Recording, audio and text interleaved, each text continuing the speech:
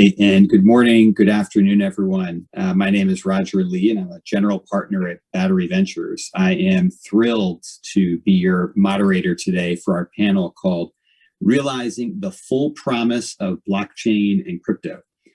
This is a very timely topic. It's the amount of just innovation and investment going on in the world of crypto and blockchain is growing super, super fast.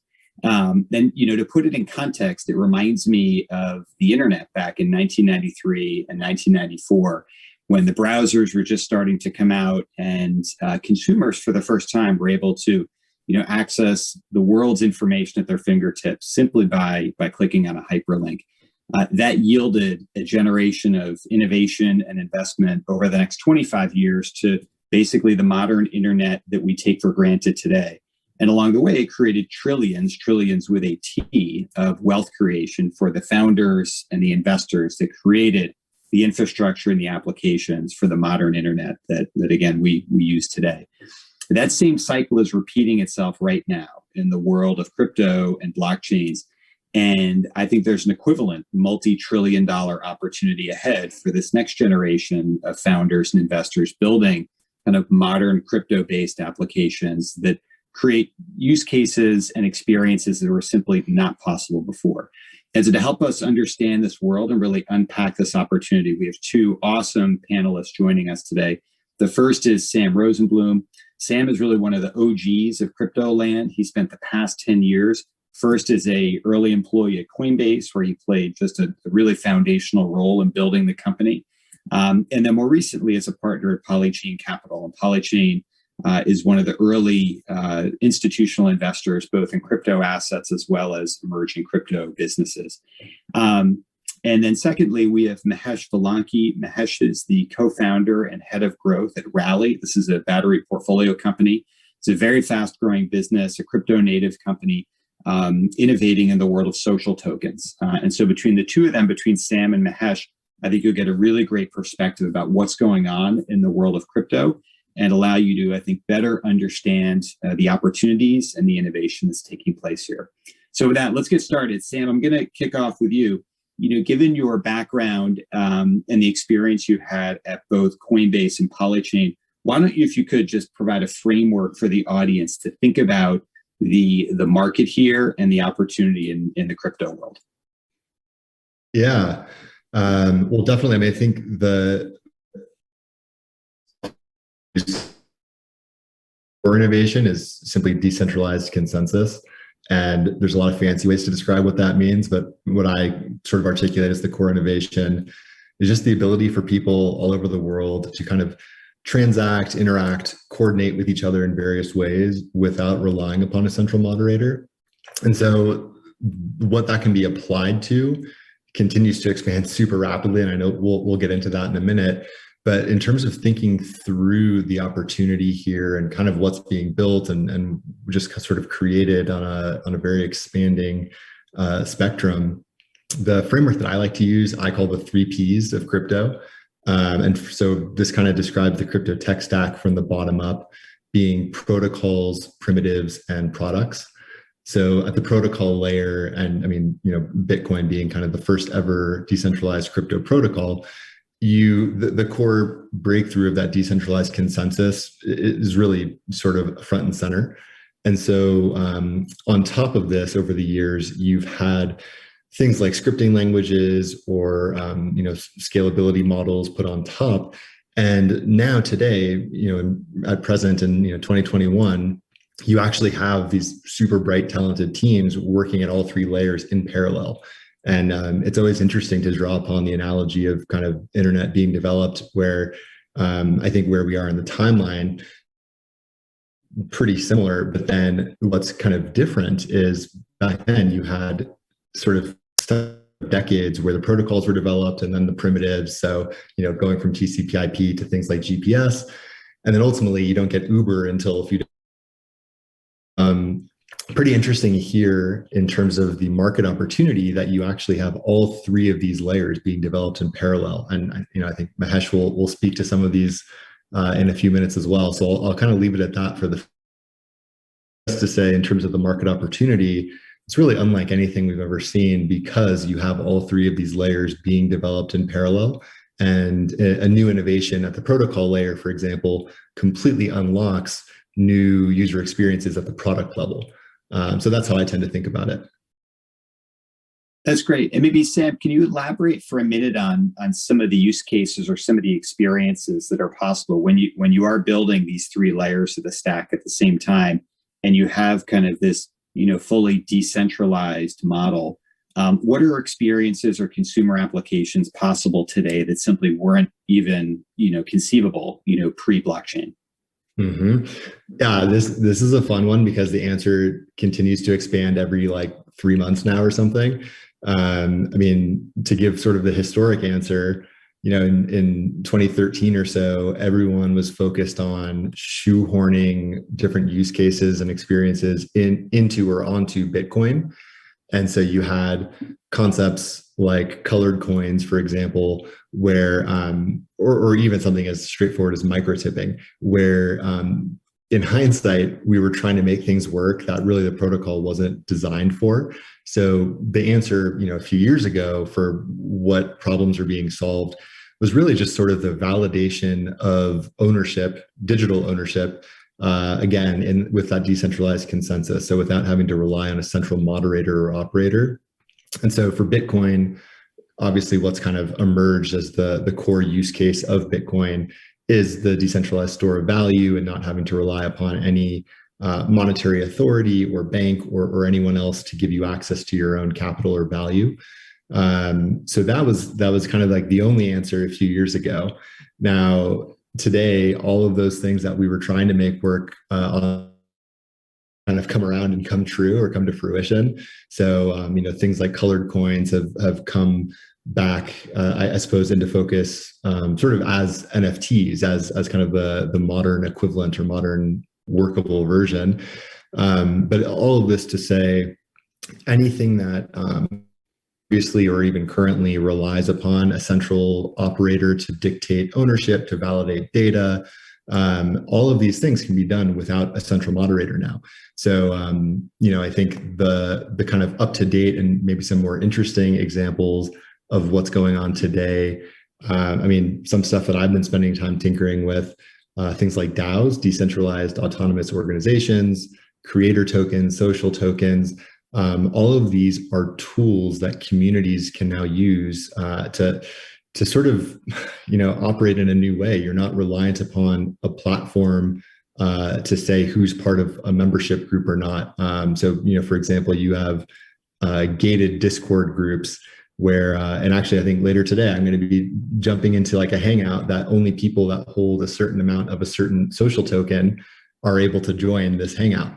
And, there's no way to fake it. And there's no way for me to be blocked from joining as long as I hold the tokens.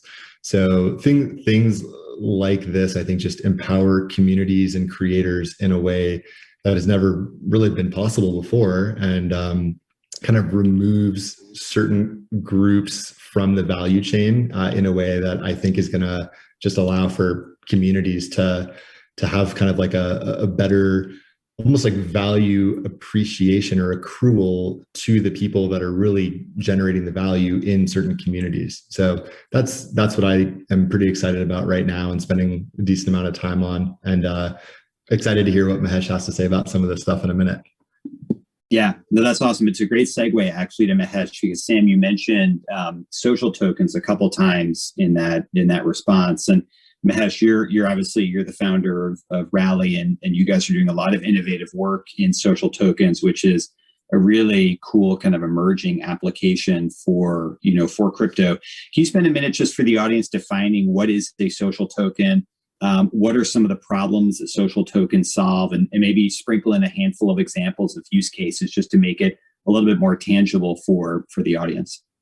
Yeah, for sure. And I think the 3Ps framework is actually a really interesting one, protocol, primitives, and products. And if you think about what Rally's doing, we've really created a economic protocol for creators to roll their own economies, basically. And they can use social tokens, which is a primitive that has been created.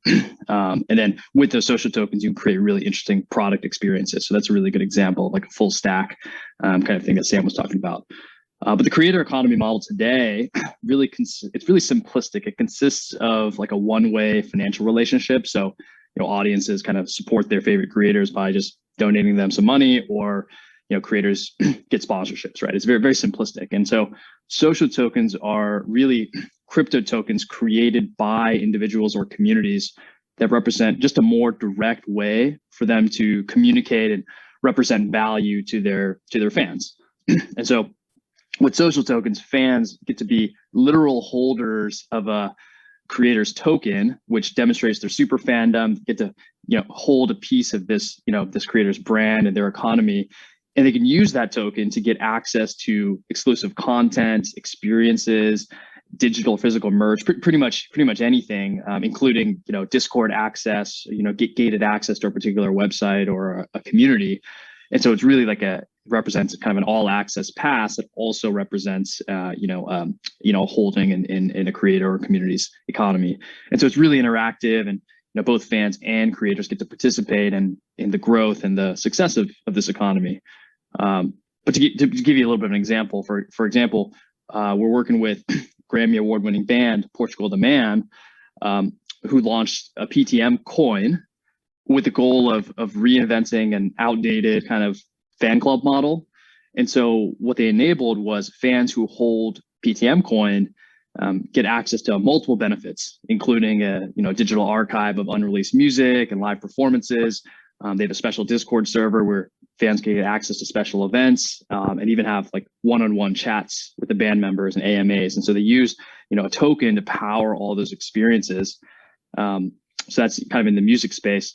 In the digital content creator space, we have a Twitch streamer named Ali Straza. This is somebody who streams themselves playing video games to a broad audience. Her and her community have, I think they've driven something like $1 million or $2 million into her economy.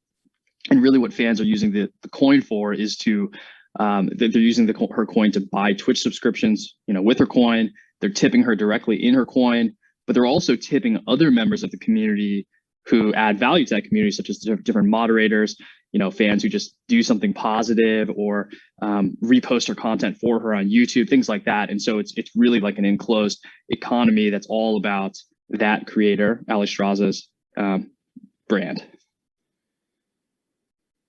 That's great. And I think maybe two things just to elaborate on. In this case, Ali owns like 100% of the economy, whereas in like traditional models, there was typically some middleman that was taking some rakes. Maybe talk about that for a second. And also the other piece that makes it unique is the fans' ability to participate in the wealth creation or the growth of the economy, which wasn't possible before. So maybe double click into both of those for a second, just to kind of differentiate it versus how Ali or Portugal the Man might have built a similar fan club in the past.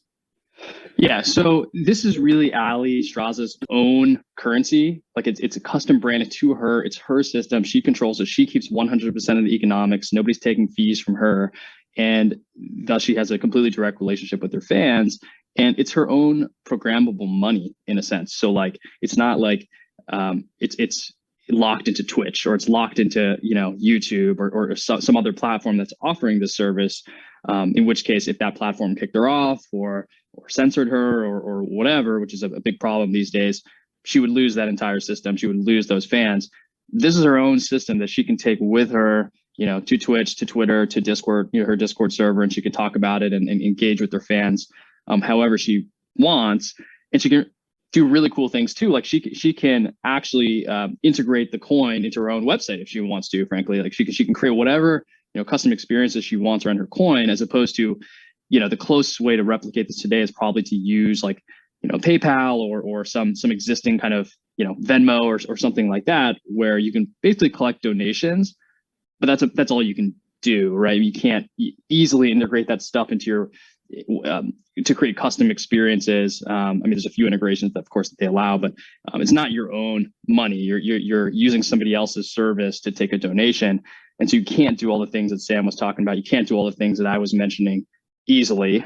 And so what we're seeing now is just like this incredible experimentation of how these creators are using their coins in ways that we've never even anticipated. And for the fans, they're super excited about it, because instead of just giving somebody $5 as a donation, they're buying and holding this coin and getting access to all these things. And if they're done with it or whatever, they can sell and move on, right? And maybe come back later. And so fans, they get to participate in a way that they haven't before. So they're much more excited about it, right? Yep. No, and then maybe Mahesh, just taking a step backwards, walk the audience through the journey about building Rally and what it's been like as a founder and a developer, and I don't know if you want to use Sam's kind of platform of the 3Ps or explain kind of the experience in your own words about, the challenges, the impediments. You were very deliberate, obviously, in doing this on a blockchain because it enabled all these use cases that weren't possible before. But like, what has that journey been like as a founder? And then maybe even contrast it to, building it on the web or building it on mobile or some other platform you could have chosen. I think that would be helpful framework also just to give the perspective of the founder journey when you're building a de novo application on a blockchain. Yeah, totally. So it's fairly easy to launch something right on top of, as Sam mentioned, like some of the Bitcoin experiments or on top of Ethereum today. If you're a developer, you could deploy some code. That's kind of the beauty of the whole thing. But what's really incredibly difficult to do still is to launch something for mainstream users, for millions of users. Crypto is just not accessible to the masses for a bunch of different reasons. And so as a founder of Rally, right, like we dealt with kind of a multifold set of challenges that don't exist on the, if you were building a regular internet application where there's a lot of tried and true models there. I think within crypto, there's new technology that's undergoing rapid development, right, that we're dealing with, just like bleeding edge technology that's changing really, really fast. The user interfaces and the usability is really hard. It's not quite there yet, right? So the ability, like how users use a crypto wallet, like how do they even do that? What are the user interfaces for that? Paying gas fees, like all the complexity if you try to buy crypto today is a real barrier for mainstream users. And then it's also just a new design space, figuring out like the functionality of these and the economics of these tokens, right? For a creator's token, like how many tokens should there be? Should it be inflating? Should it be deflating? How should we set up the tooling so a creator can drive an income, from their token? Like how does all that work? Is all just new design space, right? So as a project like Rally, you're really thinking about the end-to-end, base level technology and protocol, but also the user experience and the ultimate product that millions of users are going to need to interact with, as well as a host of like regulatory compliance, payments, and liquidity considerations. Because this is real value, right? Like you need to be really careful. Like fraud is a thing, like spammy actors and scams are a thing. And so you really don't want to like move fast and break things, going with that motto from the Web 2 world. But it's getting easier as things are really improving on all of these fronts. And there's just more and more case studies to kind of look at and learn from. And this is in contrast to the Web 2 world, where it's like if I'm launching like an e-commerce business or a marketplace business, right? I mean, there's code repositories that endless amounts of code repositories of folks who have built experiences like that before. The payments has all been figured out. The user experiences have all been figured out. You can launch an app on the App Store, right? And you can get a bunch of distribution. And so it's just a much more mature ecosystem. And I think within crypto, it's just very nascent. Got it. Okay. No, that's helpful. Maybe, open question to you both. Are there certain innovations or developments happening at the infrastructure layer? And you can define infrastructure whichever way is most appropriate, that get you most excited, that are really going to make the founder journey even easier and spawn even more innovation going forward. Maybe things that aren't written about in the Wall Street Journal, like what Elon Musk is tweeting and what's going on with Dogecoin and things like that. But the real kind of infrastructure and important stuff, the work that's happening there that, gets you guys, pretty excited about where, how this is progressing. Yeah, I mean, just to kind of riff off of what Mahesh was saying, I feel like I feel like this has been a pattern in each of the last two crypto bull markets, where there's some breakthrough, whether it's infrastructure layer or not, there's some breakthrough that's just like a really repeatable and easy to use tool. So I think most people would probably argue that in 2017, ERC20 tokens, the ERC20 standard, which allowed people to very, very easily kind of spin up a little sub database on top of Ethereum, and then apply those tokens to something. I think that innovation, obviously in 2017, there were some good use, like not super productive use cases of that. But I think this time around, you have this cool sort of kind of a perfect storm, actually, of still ERC20 tokens that token standard, and then 721, which is the NFT token standard. All of these ingredients are kind of coming to interesting head here, which I think creators and communities are really taking advantage.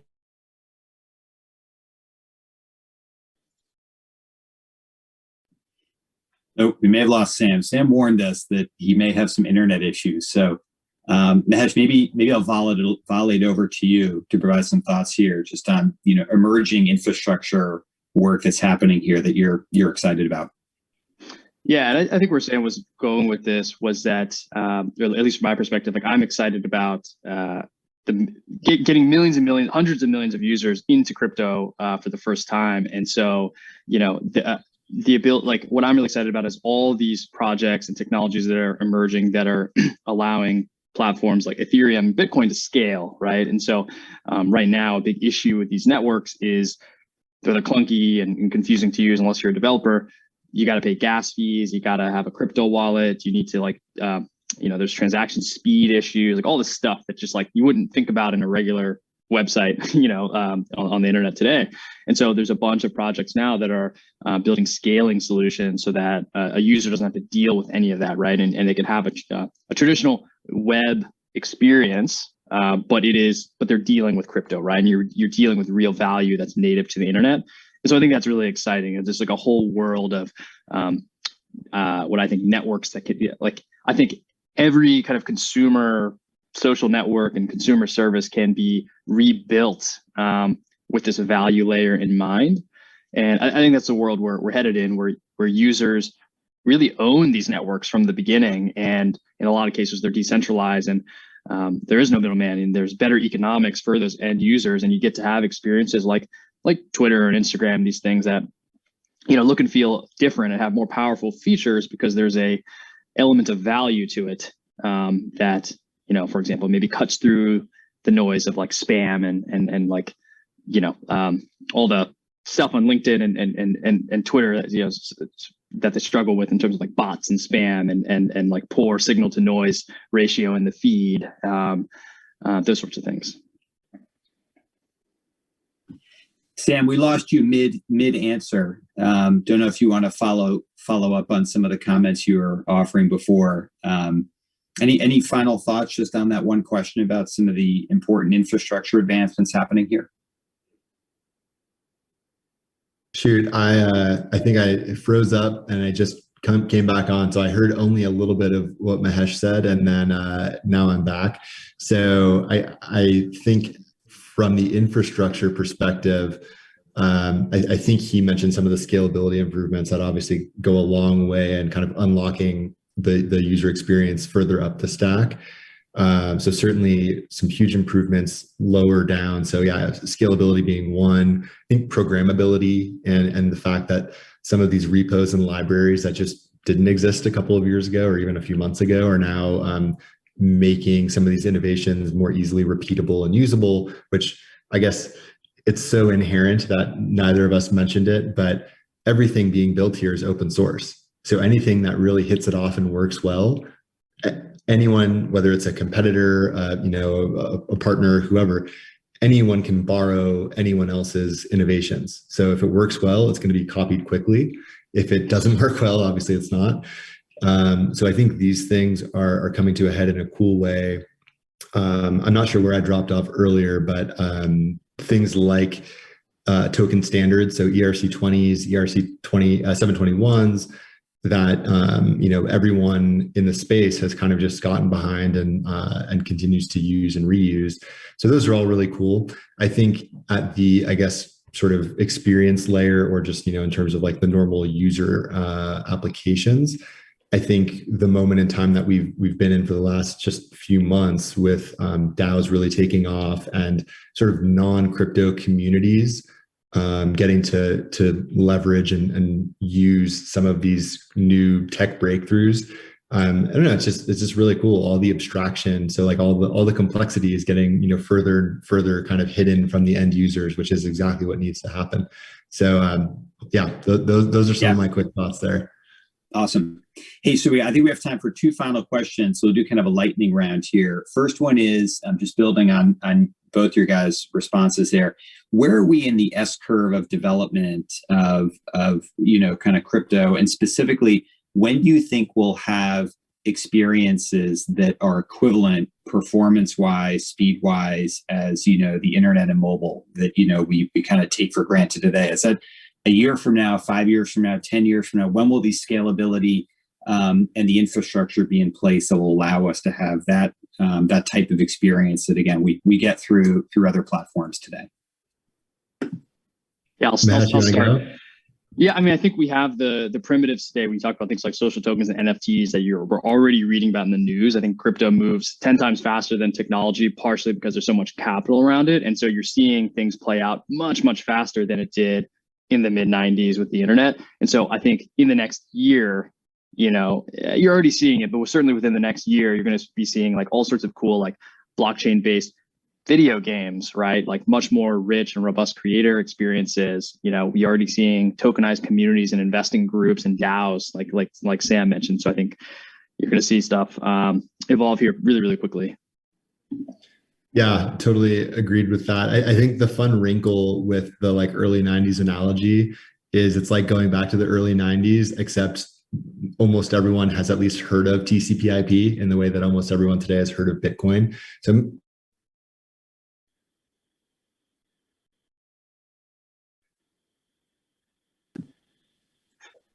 oh, right. They've lost Sam again.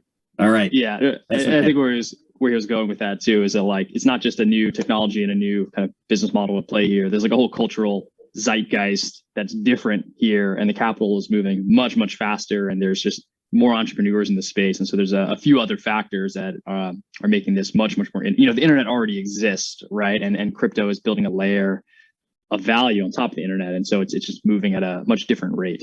Yeah, agreed. And then the final question for you guys is really just advice or counsel you would have for an incumbent business and how they should think about crypto and blockchain, and what they should do to best leverage the opportunity. If I was going to draw an analogy, it'd be an executive from Walmart, at an internet conference in 1996 or 1997. Like, how should they be thinking about it? Or an executive at Barclays, at that same internet conference. Like, how should today's, kind of industry leaders, big businesses, really be thinking about the crypto and blockchain opportunity, and what should they be doing to, potentially lean into it? Sam, maybe I'll go back to you.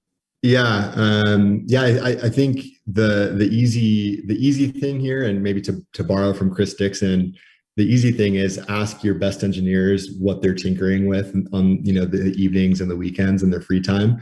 I think that's a pretty easy way to do something. I think the hard question these companies can ask themselves is just like, what does your business model look like? What does your revenue generation look like in a world where you can't just rely on being a gatekeeper to some network?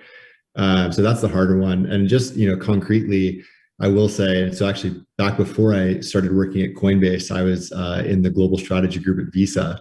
And I will say it's been really cool to see larger companies like Visa, and I mean, it's a network operator, right? So to see them actually leaning in and figuring out how to incorporate this into their business has been a pleasant surprise. I think they've come a long way over the last decade or so. But yeah, I think there's a whole spectrum of things. And maybe one nice cherry on top is to actually get some exposure by investing into the space. Mahesh, final thoughts on this one? Final thoughts. Yeah, I think folks like Coinbase and Circle have shown that there's a really big opportunity at the intersection of traditional finance and crypto. And, this is exchange businesses, fiat on-ramps, merchant services, custody services, compliance services, right? There's just like a laundry list of stuff that kind of sits at the precipice, between where the crypto industry is today and where the rest of the world is, and where all the traditional capital is, right? And so I think there's a big chasm there, and if you're a big company, that I think there's a lot of opportunity to kind of dip your toes in, into that chasm and into the the crypto side of the world. Great. Well, Sam, Mahesh, thanks so much for your guidance and perspective here. It's super helpful. I mean, obviously there is an amazing amount of innovation and opportunity here. And I think all three of us at different points kind of referenced the comparisons of the early internet days. And I think we all can agree that, the landscape in front of us is super exciting, and the opportunity for founders and investors here is really fruitful. So again, thanks so much for your time. And with that, we're going to wrap this panel up and hope everybody enjoys the rest of the conference.